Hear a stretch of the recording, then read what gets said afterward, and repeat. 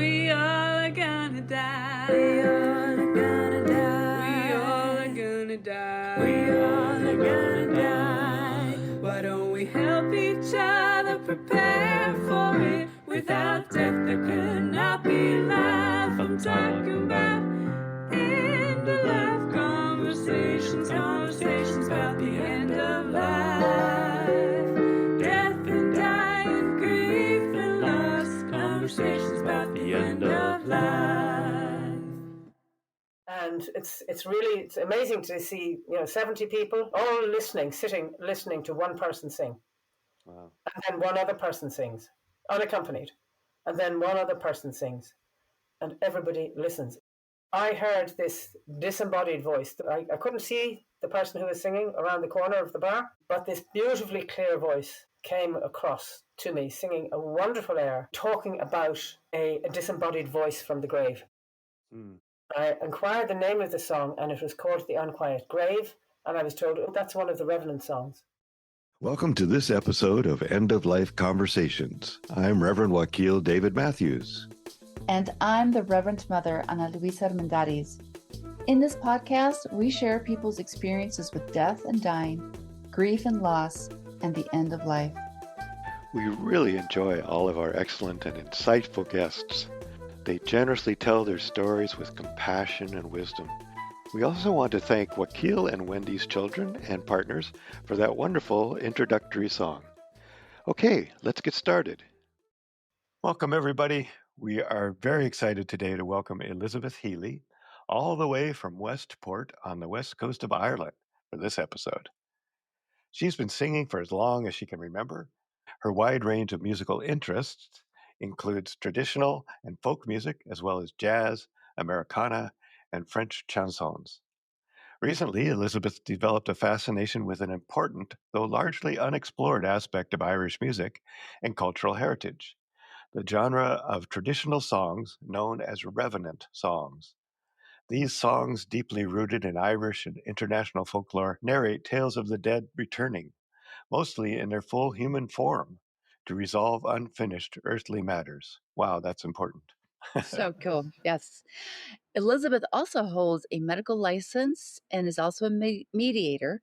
And after a considerable amount of research, she developed a presentation and workshop in which she discusses the features and cultural significance of the songs, their original role in death and mourning, as well as their potential current value in addressing a present day theme of grief, loss, and resilience. Elizabeth, thank you so much for joining us today. We're so happy that you're here. It's absolutely my pleasure, Ana Louise and Wakil. I'm delighted to be here, and thank you for the invitation to take part in this. Very interesting conversations. Yes. Yeah. More and more every day. We're always amazed. That's great. So we're really glad to have you, and we want to hear a lot more about Revenant Songs. We like to begin each of our podcasts asking people when they first became aware of death. Well, I was thinking about that, and I think, it comes on me. It came on me gradually, I presume, as it does a lot of other people. I think probably my first thing was maybe in school with the Catholic catechism and the biblical thing of, I was read as Catholic, of Jesus dying on the cross and Lazarus being brought back from the dead, and it was Abraham who was supposed to kill his own son. Lots of death.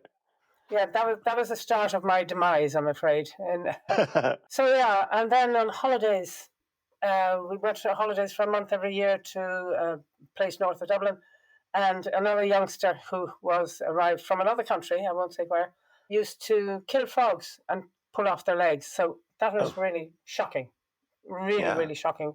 We decided not to play with him anymore. And then gradually, as a teenager, then in terms of my grandparents, my grandfather died, and I still can see my mother coming back, the hall door, opening it for her, and she's saying, "Oh well, poor old dad is gone."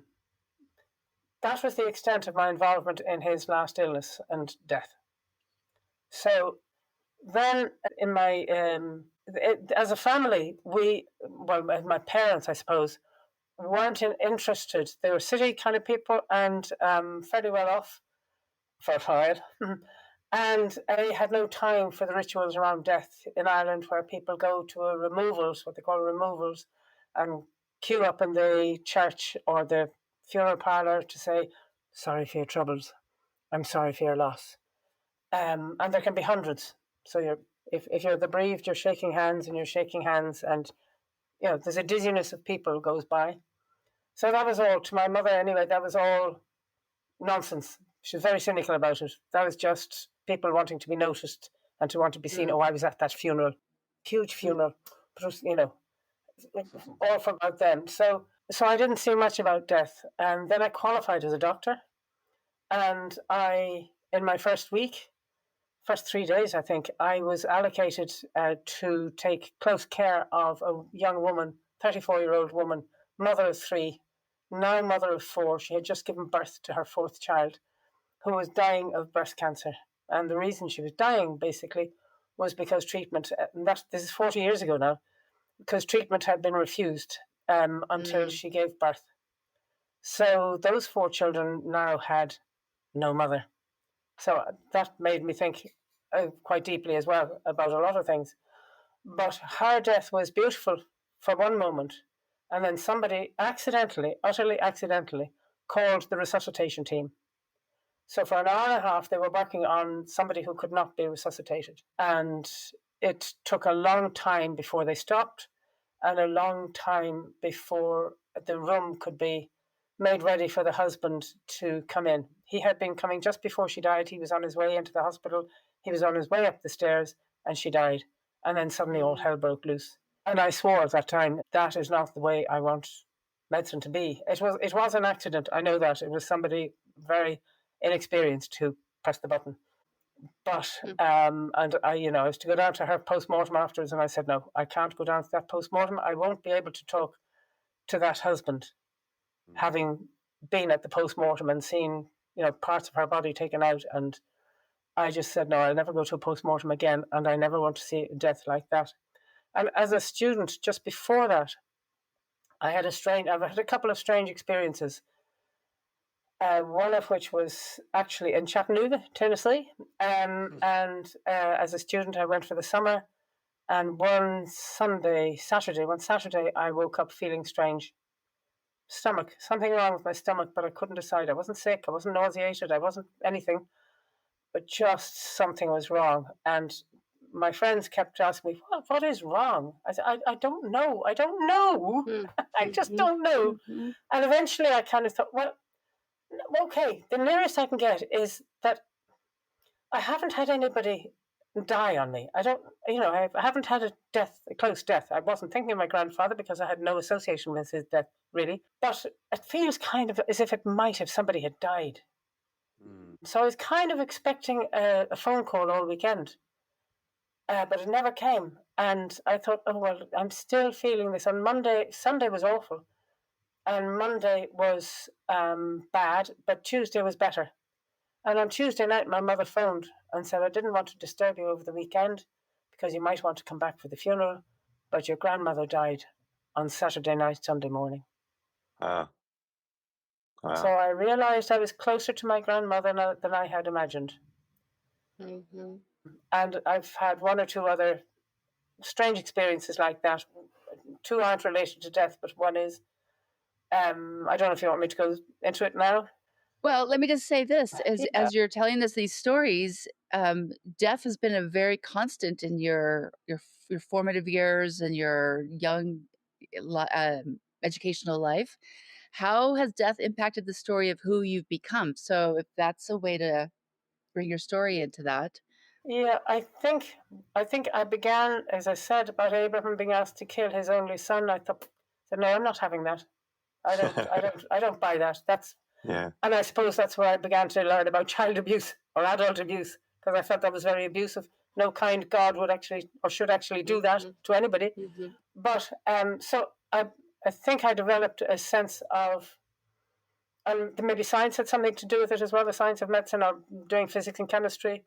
And this is very basic stuff. It's not very deeply philosophically worked out. I thought, well, we're warm. We have a certain temperature. We are warm beings, and then we go cold. And we had learned in science that energy does not disappear. It just changes and goes somewhere else. So I began to think, well, I can cope with energy going somewhere else, transforming and becoming something else. And I began to develop maybe a Gaia-like thing, but I'm not even that sure of that, of a connectedness between the past and the people who've gone before and the people who are coming ahead. And that connectedness, I suppose, if I can just tell that other story, which is about connectedness in death. I brought my friends who live in Germany, I brought them to a particular place in North Mayo, which is one of the oldest and most extensive pastoral developments, if you like, of the Stone Age, I think. And in that, there are stone walls which have been in areas covered by soil, and in other areas the soil has eroded. So you can see some of these stone walls visibly in one place, but they're 14 feet down in another place. They bring you up, they give you a kind of a crowbar, if you like, a T-bar to hold and to go down and go bang, bang on the top of the stones. And it's a 14-foot pole, so you go bang, bang on the top of the stones. And I wasn't going to do it. And I said, oh, look, just do it. Go along with it. Do it. Mm-hmm. And as I put it down, as I touched the stone, there was an energy came right through the whole of my body. It just didn't go past me. It wasn't a wind that went past me. It was a huge cloud of energy almost, a force of energy that came right through me, nearly threw me off where I was standing. I nearly fell, and I said, don't fall. Don't fall. You'll have to tell people what's just happened. And I didn't want to. And I've only just recently started telling people that this has happened. Mm-hmm. And it was such a rush, if you like, completely filled me, seemed to blow me out, and then was gone from my head. And the only way I could describe that was that something or some energy or somebody from 7,000 or 8,000 years ago chose me to come out. Wow. So that's the only way I can explain it. And there is no scientific explanation for that at all. Yeah. So that relationship with death, I suppose, as a medic, you're very much connected to death, and you either steal yourself from it and become hard, or you learn to work it you integrate it into yourself and recognize that is part of life. I think Ivan Illich, I don't know if you remember Ivan Illich, who wrote Medical Nemesis. He talked about how inevitable death was and how doctors are expected to be God, and how they become to believe they are God because they are expected to be God, and therefore they have to be God. But they don't. It's okay to say, I can't cure you. You will die. Yeah. So without realizing it, I think I was developing formulating something in myself about death, which was about some form of acceptance in the cycle of life. I'm not sure I'm going to be very happy to die myself, but but I also, when I qualified after that job, or a couple of other jobs, I moved to England, spent a couple of years there, came back to Ireland, to the west coast of Ireland, to where I am, Westport and Castlebar. I didn't know where they were almost when I came back. And I began to see a very different approach to death and dying. A colleague's father died, and we all went to the church. Everybody said, you're coming now, the removals are at 5 or whatever time, and I went along with them. I didn't know really many of them. I didn't know his father. But there was at least 1,000 people in a fairly medium-sized church in a small town. It just went on for hours. And I began to see, no, this isn't a cynical thing. This is, people mean this. This is important. And then my then husband's mother died. And I went to her removal and funeral and afterwards. And I was again struck at a small bungalow in a small rural town, hardly a town, and the whole community came in. And it was very much a community experience.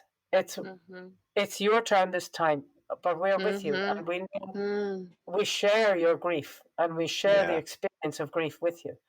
And I found this is very different. This is the way it should be. This is much more wholesome and warm and loving and actually accepting, instead of this running away from death. And my mother would always have said, house private. They should have put house private. They shouldn't have people coming. And I disagree fundamentally with that. So that the house should be open, and there's I mentioned it before. There's a book called My Father's Wake, and I think I've given Keel the link, and it describes his father's death and the rituals, the different rituals of the wake. And as he said, if you watch some old films, some movies, they'll have everybody getting absolutely scuppered and drunk, and it's all the wake is just about drinking. It's not. People will have a drink. Some people might get drunk, but the point of the wake is not to get drunk. The point of a wake is to sit with the family and be with them, to remember the person, to talk about them, not to say, "Oh, don't talk about them now." No, you can't really. It'll upset the family. You talk. Do you remember the time he did that and she did the other, and gosh, she was an awful one for the something or other. She never left off. And you could give out about the person, and you can kind of praise the person. And I mean, in Mayo, there's a community radio. There'll be music and then a bit of news, and then there'll be the death has been announced of Elizabeth Healy from Carraholly in Westport. She died peacefully at home, and blah blah blah blah blah. Removal will be 5 o'clock from St Angela's Church to a funeral in her hometown of Wexford or whatever on Tuesday morning, and then there'll be a little break, and then and the death has been announced of Wacky David Matthews, excuse me, and he of such and such a townland, of such and such a village, who died peacefully at home or died whatever, and they will go through where the removal is, and people listen to that, and people something I don't do enough here. I don't go to removals and funerals enough as part of the community. That's because I still haven't quite got that. But it's a very much more inclusive, and Kevin Toulis talks about in the city you don't hear people listening to the radio to hear who's died. Number one, in the city you couldn't get through all the dead. Right. But and you don't see people sitting around the house, sitting beside the dead body overnight. You don't see them coming to shake the hand, even though they didn't really know that person, but they were connected in some way.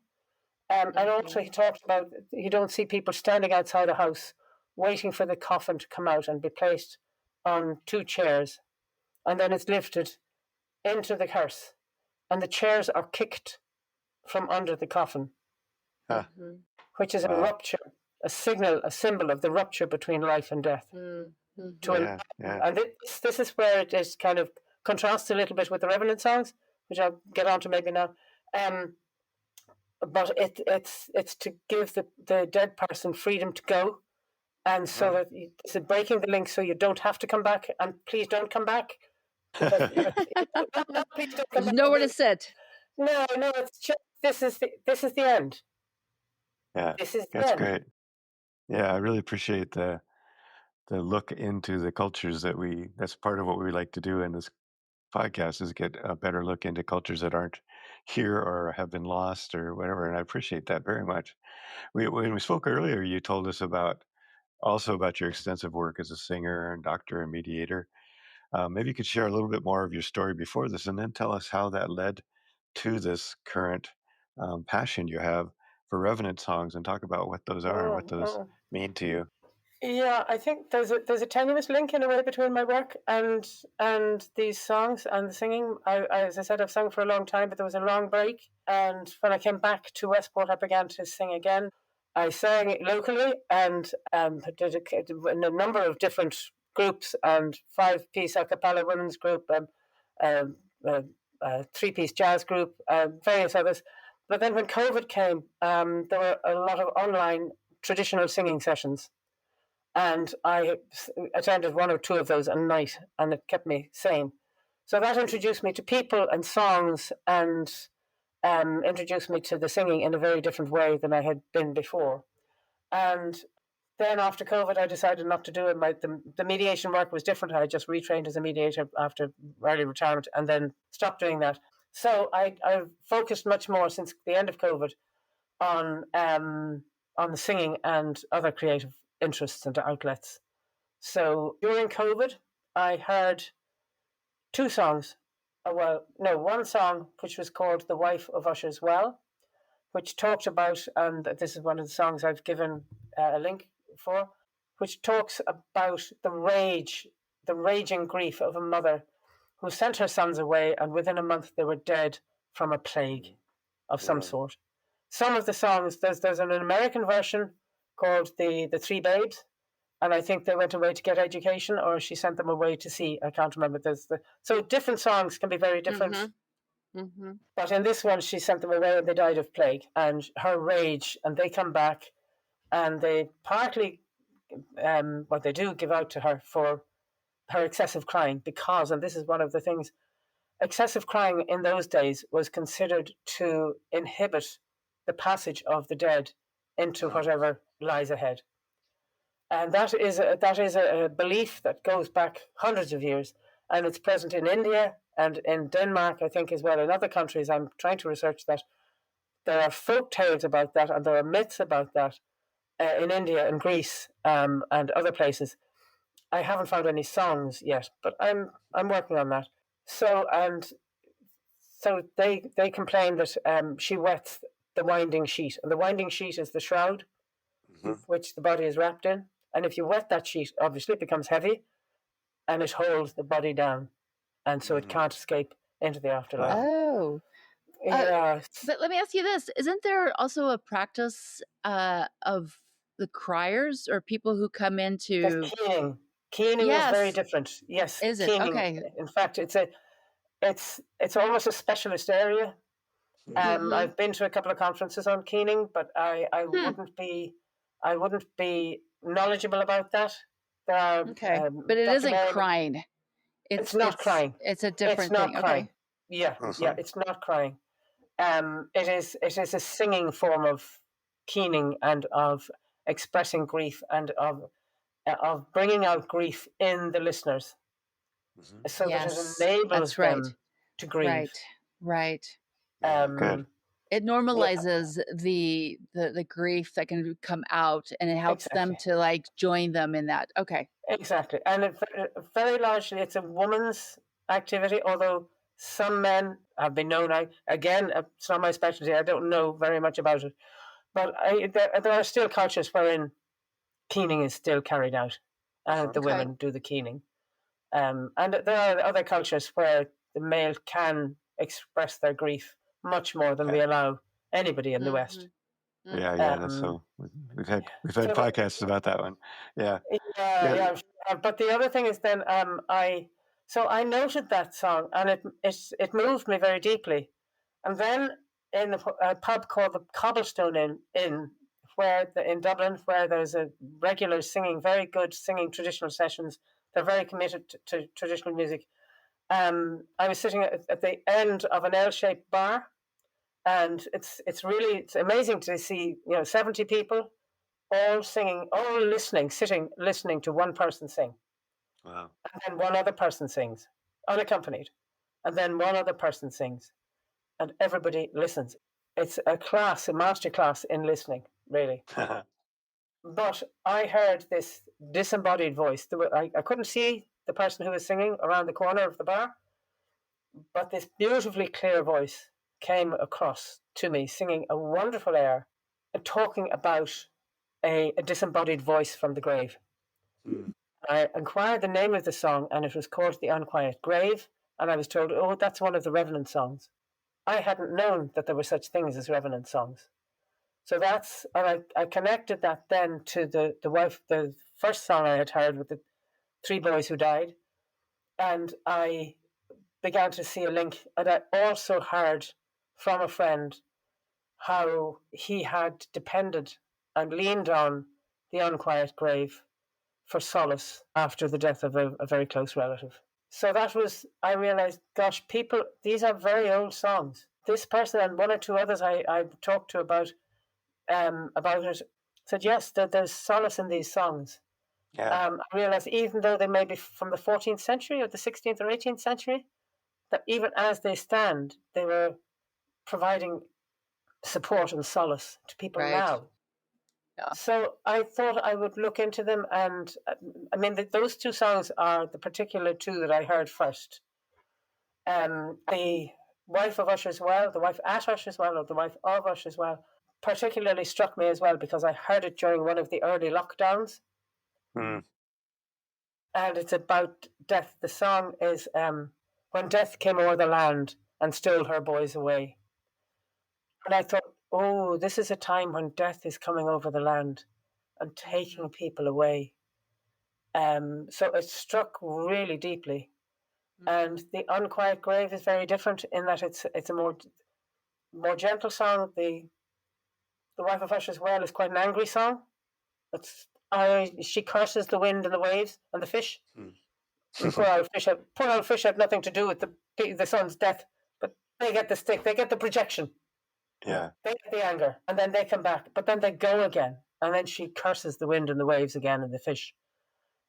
So she's not what's the word is resolved. She's not assuaged. In other words, she's not comforted by their visit. Whereas in The Unquiet Grave, it depends. Some people saying the woman has died and the man is the bereaved, or the other way around. I sing where the woman has died and the man is bereaved. I've heard it from Luke Kelly, and The Wife of Usher as well. I heard from Carrie Polwart, a Scottish singer. So she comes back in The Unquiet Grave. She comes back, and she gently chides him for sitting on her grave for a year, because I can't. You're sitting on my grave. I can't sleep. And he says, but I want you back. I want you back. I want to kiss you. I want to kiss you just once. She said, well, if you kiss me, you'll die. And he said, I don't care. I don't care. I just want to kiss you. And she says, look at the green grass of the fields and look at the flowers. And even the most beautiful flowers will die. So try and make yourself content until death calls you away. So it's a gentle chastising. And it's also then she turns and becomes more gentle and more comforting to him and gives him the freedom to go and live his life and maybe find another love, So I was looking into these, and there are two different groups. I won't go into the details, but the bigger group, I have 43 songs gathered. I haven't collected them in the sense they're not unknown that I have found somewhere. But I have gathered them together, and about 34 of them are of one group, and where there is a conversation between the dead and the bereaved. And it's about death and grief and loss and living after loss. The other group is more where the supernatural element is merely present to heighten the drama, but it's more about a spooky murder. So they're kind of very different. But they're all, if you look at the function of song and the function of music, the function of song are various different functions. But in the three kind of that you'd look at for Revenant Songs, it's about expressing grief, it's about cultural values, and about the relationship between the living and the dead. And in Ireland, there's still quite a strong sense that the dead are not totally gone, that they are around somewhere and that you can talk to them, and that they need you almost as much as you need them, because they need you to let them go as well. Yeah. And that's one of the themes of these songs, where please stop. It's kind of baby stop crying. Dylan, baby stop crying, but it is baby stop crying, so that I can actually move to the next phase. And it's also please stop crying because it's hurting you yourself, the bereaved. Yeah. And you need to move on, and you need to live your life while you are alive. So there's a lot, and basically they were the people who wrote songs in the 19th century Ireland and elsewhere, I'm sure, were more song poems. They wrote song poems. They were poems adapted to song, and they were embedded in their community. And so the song that they would compose would relate to what has gone on in the community. Okay. And so that everybody could relate to what he was talking about, either the harvest or the bog or the whatever. And Irish people at the time, particularly where Irish was spoken, just sang everywhere. On the road, on the bog, in the kitchen, if they had a kitchen. And it was a time of extreme poverty, and the experience of famine was still very much alive for them. The song is very important. And in these songs, there were no counsellors, no therapists, no self-help books, no support groups. So they actually acted as counselling, as bereavement counselling, if you like, to enable Yeah, people to accept death and to I hate the word, actually, the phrase "move on," but to actually accept and to continue to live their life as as they should, yeah. and to Good, gain good. from life still, rather than to be caught by the grief Grief. forever. Yeah, great. Thank you. Yeah. Well, I was just going to ask about how, first of all, one of our questions is how do you keep yourself resourced in this work that you do? And how often do you go out to sing? I haven't been out for a few weeks now because I've actually been quite sick. I sang, as I said, during COVID. I sang every night. I still attend 2 or 3. Although in the summer it's harder because there are other things happening. There's a couple of places in Westport where you can go, and they're more music sessions, but they will happily hear a song. There's a number of places, and so I sing quite often. I have delivered the workshop that I developed. I delivered it twice live before Christmas, and I delivered it also to the Spring Harmony online festival, the San Francisco-based music weekend, and I also delivered it to Ballad Zoom, which is another online session. And I have been honoured just recently by being invited to and being booked to sing at what's called the Frank Hart Festival. Frank Hart was a man who collected songs mostly around Dublin, and he died, I think, 20, 30 years ago. And there's a festival organised around him and his work. So Nice. that's really Nice. good. Yeah. So I'm doing as much singing as I can. I'm trying to get back to some jazz singing as well. And I sing in a choir. I also sing in a standard choir called Corwayo, the Mayo Choir. So yeah, I try and sing as often as I can, basically. And how do I resource myself? I actually find these songs quite therapeutic myself, independent of death and issues around death. I think they're beautiful songs, and I having researched them, I have a greater understanding of them. I liked them before, but now I really have a deeper appreciation of them, and of the other songs that I'm getting to know and learning. I have another 40 to go. No, I have another 35 to go. I'm beginning to see the depth in them, really. So I find it. I mean, having burnt out in the work I was doing, and as I said, the work with the clients was fine. It's the organizational and societal and shadow dynamics that come into play that are the difficult things. That can be the difficult thing. Yeah. So that's I almost resource myself by singing. I also resource myself by cycling. I'm a bit of a cyclist. Okay. So that I like to get out on a bike in the fresh air, and I swim every week. Great. Love it. In the cold waters, by the way. Oh, But great. those two things, the cycling and the swimming, are very re-energizing. And singing Lovely. singing makes total sense in this respect. Yeah. Yeah. Well, I'll look forward to some of the links. If you can send links, by the way, that we'll put in the podcast notes to some of those online events that people could maybe attend, that would be great. Okay. Um, Okay. So we're getting close to our time, and I just wanted to check and see if there's anything that we didn't ask you about that you wish we had, and then we'd like to have you read your Oh yes. the poem that you sent us as well. Yes. I can't think of anything that I would have liked you to ask me. I will probably think of something 10 minutes after I've left you. That's all good. But I can't think of anything now. Enjoyable. So All right. the only thing about the online sessions is most of them are fairly closed. They're not international. Okay. Okay. They might be international, but there's singers from Oregon and San Francisco and Chicago and France and Brittany and other places, but it wouldn't be a fully public thing. Okay. Okay. If I come across a fully public thing, then I will send you. Yeah. Yeah. Or even something people could listen to. That'd be great. Okay. Yeah, Do you want to read this poem, or do you want us to do it? It's quite short, and it's Late Fragment by Raymond Carver. And before I do, can I just thank you very much for inviting me? I've really enjoyed the conversation.